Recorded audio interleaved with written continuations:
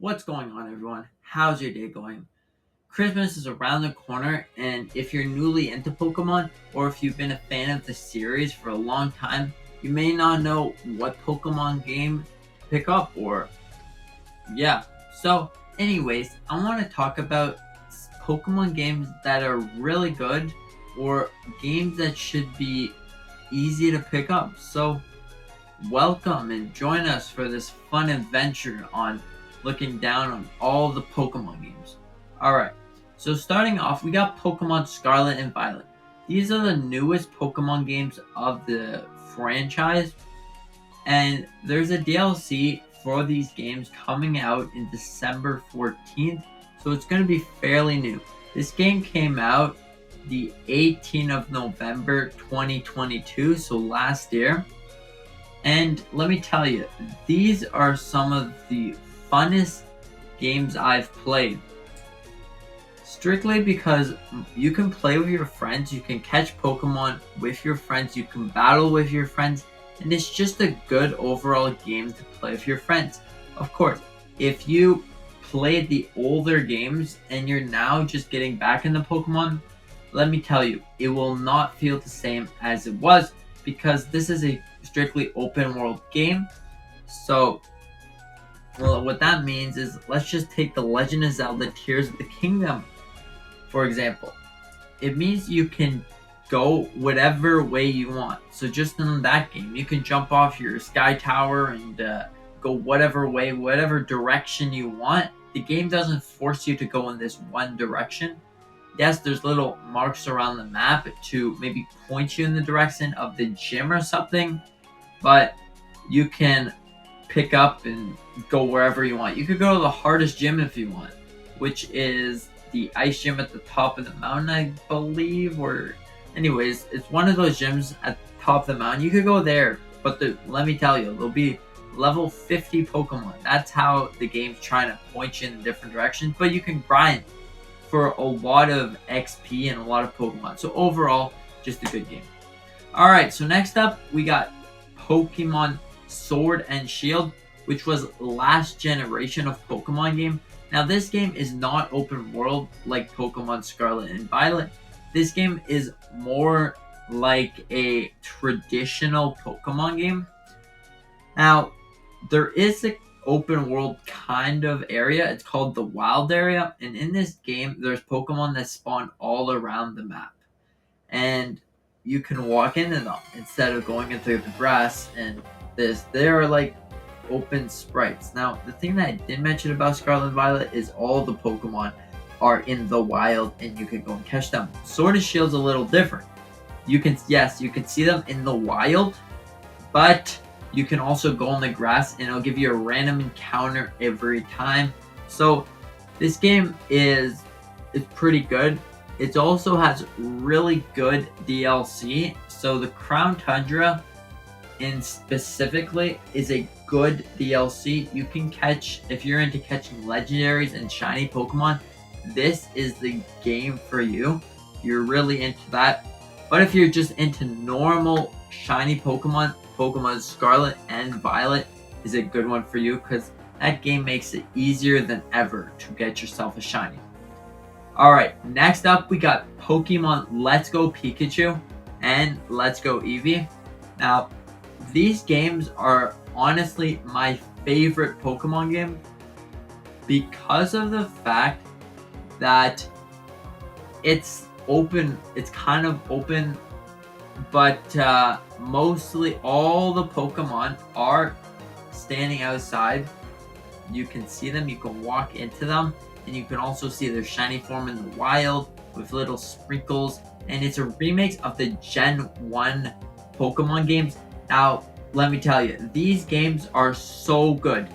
If you play Pokemon Go kind of, you can integrate your Pokemon Go save stuff, or you can transfer your Pokemon from Pokemon Go into Let's Go Pikachu and Eevee. That includes shinies, that includes high level Pokemon.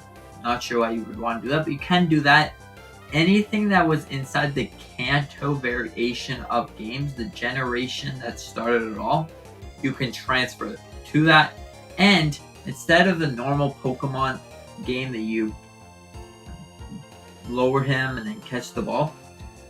You actually get to use your remote, your Nintendo Switch remote, and you get to throw it at the Pokemon. So this for me is why it's one of my favorite Pokemon games. And let me tell you, the art style for this game is beautiful. Oh, it looks so nice. I just wish that they make Pokemon games like this. Alright, so next up we got Pokemon Brilliant Diamond and Shining Pearls. Now, this game is a remake of Pokemon Diamond and Pearl, the remake that came out in 2006. These are remakes. They look okay. They're not as good as Pokemon Let's Go Pikachu and Eevee. Now, let me tell you, this is a remake, but I feel like the original game is probably better because they didn't do anything really to improve the art style. But let me tell you, it's still a good game. You can run around. You can't see Pokemon in the overworld, really. You can only see them when they follow you, but you can't see them in the grass. You have to go and get random things, and that is kind of worn off for me. Really, it's like an original Pokemon game, but not the best. Now, if you're thinking if you want an original Pokemon game and you don't know what to pick, I say go for either Let's Go Pikachu and Eevee or Sword and Shield if you want that extreme original game on the Nintendo Switch. We're not going to be talking about DS games and other stuff. But anyways, that's what I feel about Diamond and Pearl.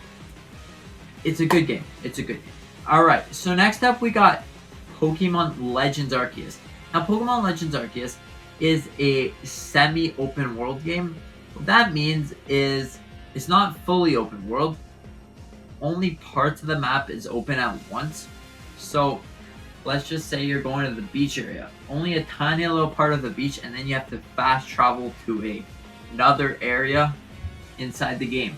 So overall, it's a fine game, but it's not open world. Now, when it came out, this was the first of its kind. You can easily just sneak up on a Pokemon and throw the ball without them knowing. Instead of going into an entire battle animation and stuff, you can just sneak, and then throw your ball. That was the funnest thing ever. Now, this game is not perfect by any means, but if you're really into shiny hunting, or if you're into just throwing Pokeballs and completing the Pokedex and getting Pokemon that are not in the main games, this is a good one for you. Trust me, it's really fun when you get to just throw the balls or catch shiny Pokemon or stuff like that. But it does not have the greatest story. You might get a little bored off of that. So I still say either go for Scarlet, Violet, Let's Go Pikachu, maybe Sword and Shield if you're into that. Alright, next up we got Pokemon Snap. Now, new Pokemon Snap. There's one that came out on the Nintendo 64 years ago. But this Pokemon Snap, let me tell you, these graphics are looking better than any Pokemon graphics I've seen. They're even better than Pokemon Let's Go Pikachu and Eevee. They're so good. They look phenomenal. But it's not a mainline Pokemon game, or it's not even a Pokemon game, really. You're on a little trolley, we should say, and you're going around and it's moving by itself, you know. And you take out your camera and you just take pictures of the Pokemon. But it's a really phenomenal looking game. And for that, it's okay. But if you like taking pictures of things, or if you just want to do stuff like that, you can do that in this game. This game is fine if you want to just take pictures or throw little apples to get the thing. Maybe you can use it as a background if you want to use it as that. It's an okay game. Alright, so next up we got Pokemon Mystery Dungeon. Now, this is a third party kind of game. It's Pokemon Pokemon, but you're in this dungeon thing. You get little Pokemon that join your team, and you run around the map. It's a fine game. It's not actually really like a Pokemon game where you throw the ball and make your team better. Instead, you battle him, and then you get him on your team, and then you just keep going. It's pretty much like that. If you like little dungeon crawler games, this might be the game for you. Okay, next up we got Pokken Tournament DX. This is kind of like a Super Smash Bros. Style game. You get Pokemon, or you play the game, you unlock them. You get them and you fight each other in this game. It's an okay game. For me, it's not the greatest game, but maybe you're into Super Smash Bros. Type fighting games. So I think that maybe this one would be the one for you. Alright, next up we got Pokemon Quest. Now, you can always just download this for free if you want to. It's on the eShop right now. It's called Pokemon Quest. It's a little Minecraft-y blocky style game. And what you do is you roam around the map, you fight things, you get better Pokemon, and you keep going. You have a team of 3, and they each have 3 attacks, and overall they each have 1 attack, and it's 3 attacks. Anyways, overall it's a fine game. It's a fine free game, so you can go ahead and download that, see if you like it. Now we have Pokemon Unite. That is like a dungeon game, I would say. I don't know. It's more like open.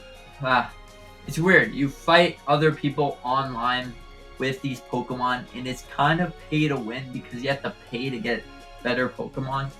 But if you're into that stuff, you probably played it. It's also free on the Nintendo Switch eShop. I think it's on computer as well. So, yeah. Anyways, these are all the Pokemon games for Nintendo Switch. I hope you enjoyed the video, and maybe you got some fun Pokemon games on your Christmas wish list.